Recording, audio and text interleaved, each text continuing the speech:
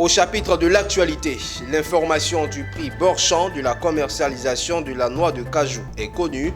Il enregistre une baisse de 40 francs cette année. Dans le but d'améliorer la protection et les conditions de vie médicale et sociétaire, l'hôpital de Tafiri vient de recevoir du matériel et des équipements d'une valeur de 200 millions de francs CFA.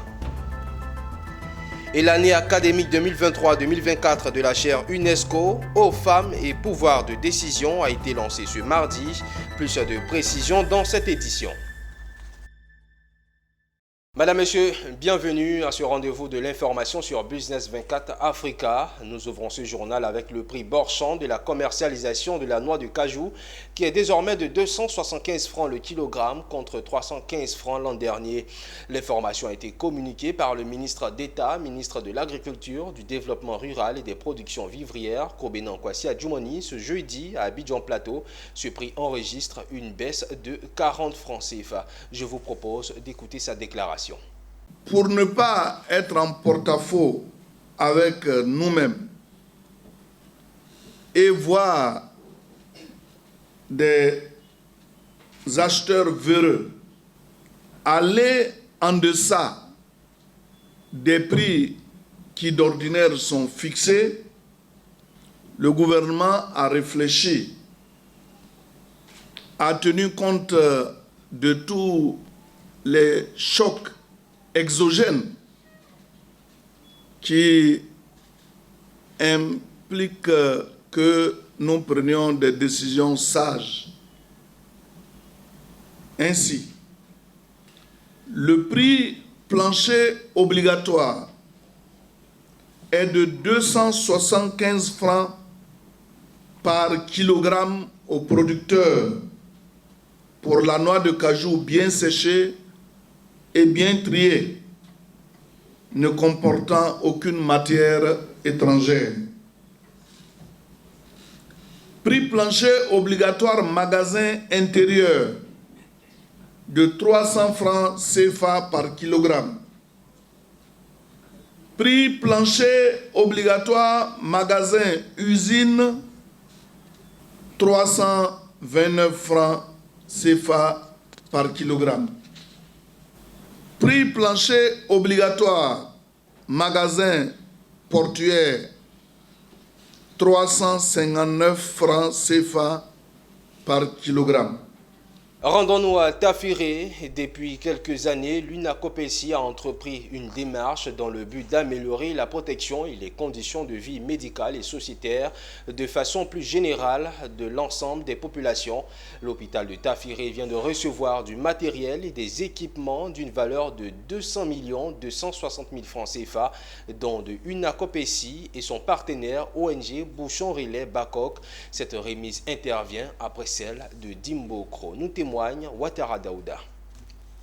Dans le but de renforcer davantage la qualité du service de santé pour le bénéfice des populations, l'INACOPECI, connu sous la marque COPEC, Institut de microfinance, exerçant les activités d'épargne, de crédit, assurance monétique et agrobusiness, vient de remettre à l'hôpital de Tafiri du matériel et des équipements d'une valeur totale de 200 260 000 francs CFA.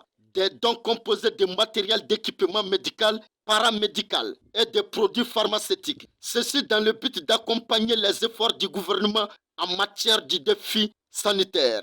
Donc c'est un plaisir pour l'UNACOPEC de participer aux soins de santé des populations parce que c'est une entreprise qui fait du profit certes, mais elle est intéressée par l'état de santé parce qu'elle a elle-même des produits de santé comme COPEC Santé. Qu'est-ce qu'on offre exactement aujourd'hui? C'est du matériel médico-chirurgical comme je l'ai dit antécédemment. Il s'agit quoi? De prothèses, il s'agit d'attelles, il s'agit des minerves, il s'agit des fauteuils roulants, il s'agit des cannes anglaises, et de matériel également pour les diabétiques.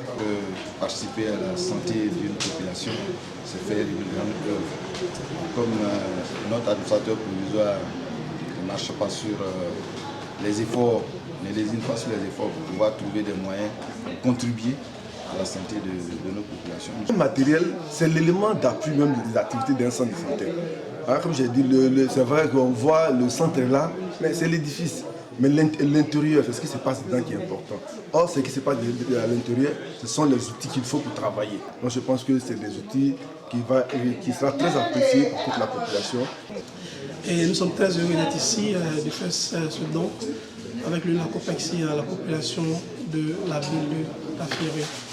Et j'en profite également de ce micro pour dire un grand merci à notre président à l'international, M. Doumbia Lamine, qui a fait l'effort de nous trouver tout ce qu'il faut pour pouvoir vraiment faire ce don. L'UNACOPEXI envisage poursuivre cette action dans plusieurs localités de Côte d'Ivoire. Notons qu'avant cette étape, l'UNACOPEXI était à Timbuktu. Retour à Abidjan pour parler bilan. La Loterie nationale de Côte d'Ivoire, l'ONACI, a tenu son traditionnel déjeuner de presse du Nouvel An ce mardi dans la commune de Marcory. À cette rencontre étaient présents les journalistes, les partenaires et tout le personnel pour échanger sur le bilan 2023 et les perspectives 2024. Occasion pour le directeur général de la LONASI d'annoncer que l'objectif commercial que s'est assigné l'entreprise pour mener ses activités en 2024 s'élève à un montant provisoire de 545 milliards de francs CFA. Zénab Dosso et Didier Guédé. Je remercie l'ensemble des médias qui nous accompagnent chaque jour pour la mission que l'État nous a confiée. Le partenariat qui nous lie est important, vous le savez très bien. 545 milliards de francs CFA pour les activités de la Loterie nationale de Côte d'Ivoire en 2024. Entre autres, le budget alloué aux gagnants des jeux et concours, le réseau commercial et le financement des actions sociales. C'est ce que le directeur général de la Loterie nationale de Côte d'Ivoire a annoncé lors de ce déjeuner de presse du Nouvel An. En plus de cette information, plusieurs autres communications ont été faites sur le bilan au titre de l'année 2023. En 2017, le budget des activités sociales de 600 millions de francs CFA a connu une augmentation pour s'établir aujourd'hui à 4 milliards de francs CFA. Et pas moins de 15 actions sociales initiées chaque année. Des performances qui réjouissent le directeur général et son personnel. D'où ce déjeuner de presse du Nouvel An pour dire merci aux journalistes et à l'ensemble des partenaires de la LONASI. L'exercice 2023 a vu notre entreprise réaliser des performances appréciables également. Ainsi, je dirais pêle-mêle, le total des gains distribués aux gagnants, notre raison d'être, a atteint 326 milliards 290 millions de francs CFA contre plus de 259 milliards en 2022. Nous avons aussi apporté une contribution significative au financement du budget de l'État à travers le paiement d'une redevance de 13 milliards 510 millions de francs CFA contre 11 milliards 500 millions de francs CFA en 2022. Des prestations artistiques ont meublé le déjeuner de presse du Nouvel An pour y apporter une touche particulière.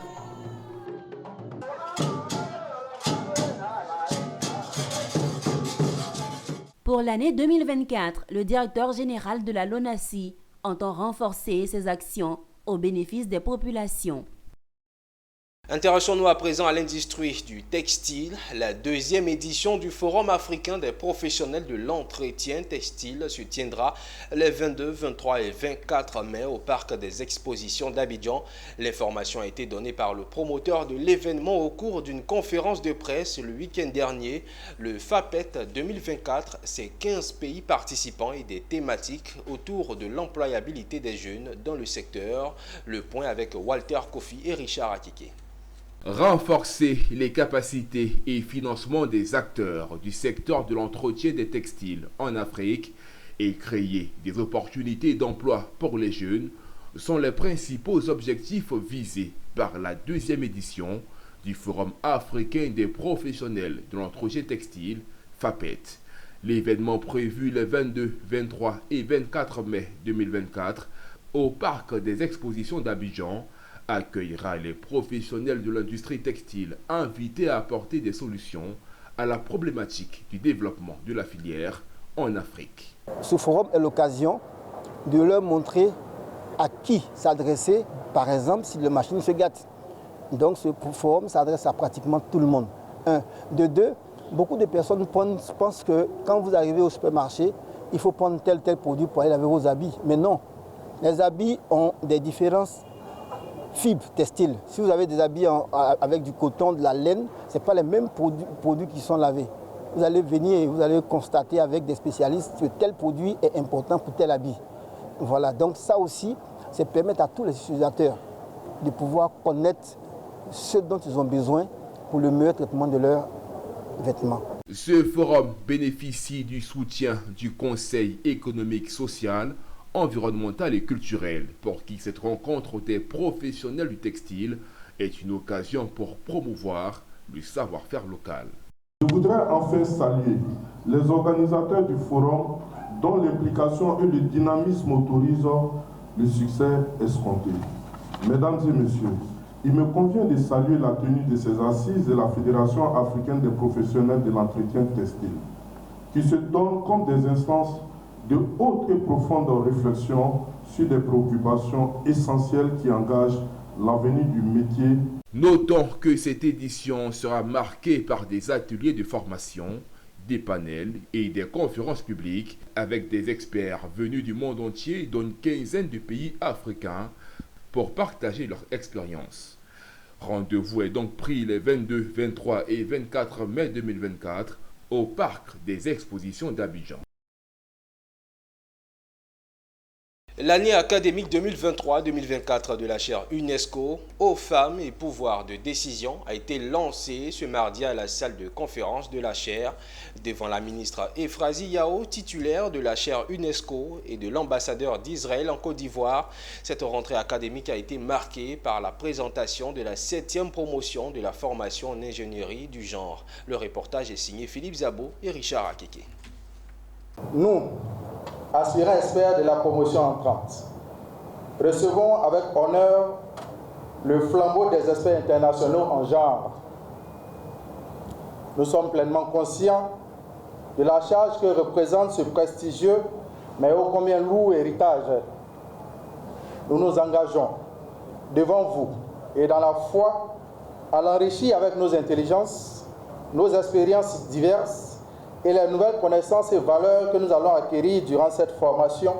C'est par ces mots que la rentrée solennelle de la 7e promotion des auditeurs de la formation en ingénierie du genre s'est achevée.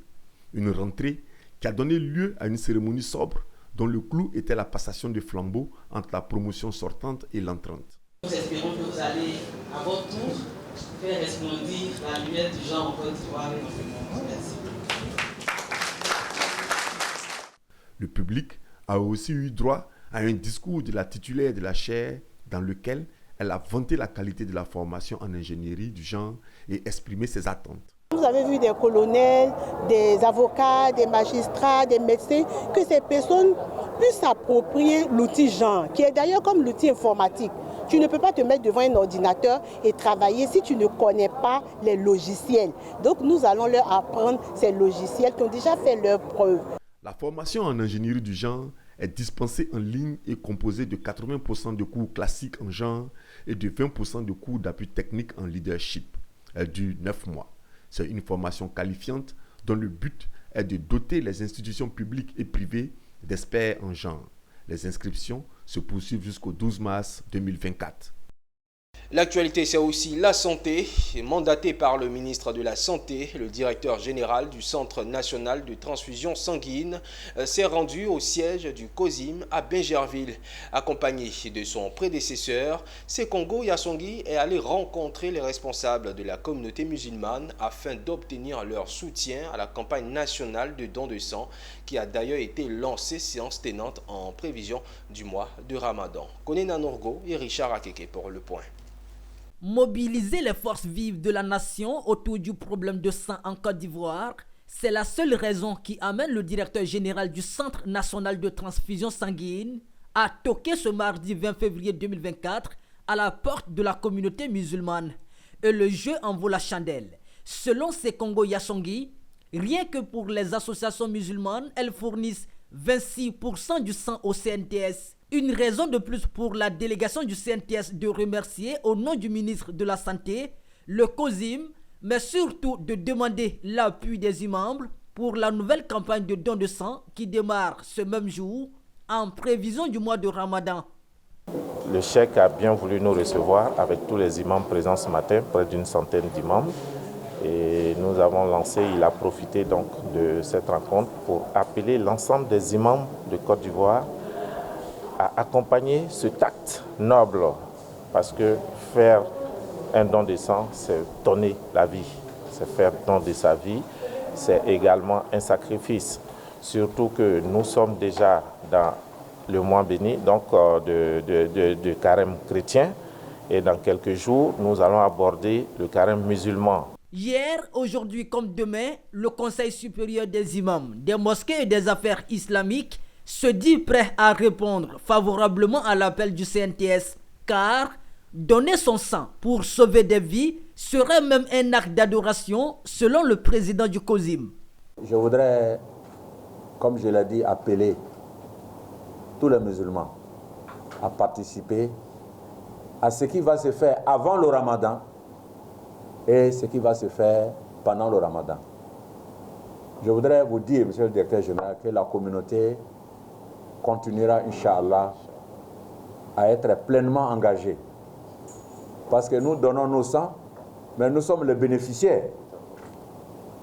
Vous donnez votre sang aujourd'hui, que Dieu nous préserve. Demain, vous pouvez faire un grave accident et vous avez besoin de sang.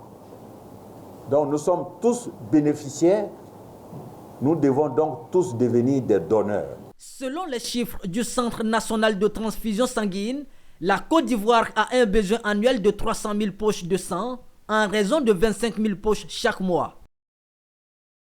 Ouvrons une page de littérature à présent. Le secteur de l'hôtellerie est-il rentable? Comment s'y prendre pour investir dans ce secteur? Les réponses à ces interrogations se trouvent dans l'ouvrage « Les réalités de l'hôtellerie et du tourisme en Côte d'Ivoire » écrit par l'opérateur économique Ambroise Caissier. Cet ouvrage livre les secrets pour réussir son investissement dans l'hôtellerie. Il a été récemment présenté au public de Gagnoa en présence des élus et cadres de la localité. Le commentaire de Konina Nourgo. Fini le mystère autour du secteur de l'hôtellerie. Et c'est lui, l'homme qui a levé le voile sur ce secteur tant convoité. À travers son nouveau livre, Les réalités de l'hôtellerie et du tourisme en Côte d'Ivoire, Caissier Ambroise veut apporter sa contribution au développement de l'hôtellerie. Nous n'avons pas vu le côté financier, c'est-à-dire l'argent qui va rentrer dans ma poche. Nous avons dit, Gagnoa, c'est chez moi. Il y a des icônes. Il y a des icônes de Gagnoa qui sont donc les grands hôtels comme Hôtel le Fromager, Hôtel le Potage. Le Potage, c'est un hôtel tenu par des Blancs. Et quand les Blancs arrivent à Gagnoa, ici, c'est là qu'ils logent. Ambassadeur ou n'importe qui, Blanc arrive à Gagnoa, c'est là. Ici, tous les politiciens. Dédicacé ce 17 février 2024 à Gagnoa, cet ouvrage de 212 pages réparti en 5 grandes parties est une bouée de sauvetage pour les naufragés du secteur et une feuille de route pour les futurs investisseurs. Car ce sont les expériences d'une carrière bien remplie dans l'hôtellerie qui sont résumées dans les réalités de l'hôtellerie et du tourisme en Côte d'Ivoire. Maintenant, ce sont les jeunes qui vont se battre. Donc ça s'adresse à la jeunesse. Il met le livre à la portée de la... C'est pour la postérité. C'est pour la postérité. C'est ça qu'il fait. Ce qu'il a fait là, il a fait à la dimension de la Côte d'Ivoire. Les réalités de l'hôtellerie et du tourisme en Côte d'Ivoire a été dédicacée en présence des autorités de la région. Quant à l'auteur Ambroise Caissier, il a été primé pour sa riche carrière dans l'hôtellerie. À son actif, plusieurs hôtels dans la ville de Gagnoa. Cet ouvrage est sa seconde œuvre littéraire après Entrepreneuriat, quand les idées se substituent au capital, sorti en 2017. Et toujours entre les lignes, l'ONG Barrow, en collaboration avec l'écrivaine chroniqueuse, blogueuse Mawa Bakayoko, a organisé la 4e édition de la tournée littéraire et ce, autour du thème « Le regard intérieur de l'Afrique en mutation » dans l'œuvre de Mawa Bakayoko. Abel Kwaou. C'est la salle du complexe polyvalent Georges Sangaré, ex-Rotary de San Pedro, qui a servi de cadre pour cette 4e édition de la tournée littéraire de l'écrivaine Mawa Bakayoko, hymne national, suivi d'une conférence inaugurale animée par l'écrivaine Mawa Bakayoko, puis dédicace de l'œuvre. Tels sont les temps forts de la cérémonie de lancement de cette tournée littéraire. Alors aujourd'hui, c'était le regard intérieur de l'Afrique dans mes œuvres, à travers mes œuvres. C'est que les enfants devraient retenir. Quand on va au marché du monde, quand on va au marché, on va avec une marchandise originale. Et cette marchandise originale, c'est sa culture, c'est la langue parlée. C'est vrai, on parlera en général le français, on parlera l'anglais. Mais il faut qu'on soit doté de culture, il faut qu'on soit doté également de toutes ces coutumes que nous avons, je dirais, en richesse. Alors, il faut d'abord remercier Mme Mawa Soumaoro, épouse Bakayoko, de nous avoir honorés par sa présence, par cette belle conférence. De par sa voix, nous avons appris qu'il faut préserver notre culture africaine, qu'il ne faut pas se détourner et surtout, elle a donné un conseil très important à la jeunesse, qu'il faut lutter contre l'immigration clandestine. Le préfet de la région de San Pedro, Koulibaly Ousmane, parrain de la cérémonie, s'est réjoui de la tenue de cette tournée littéraire.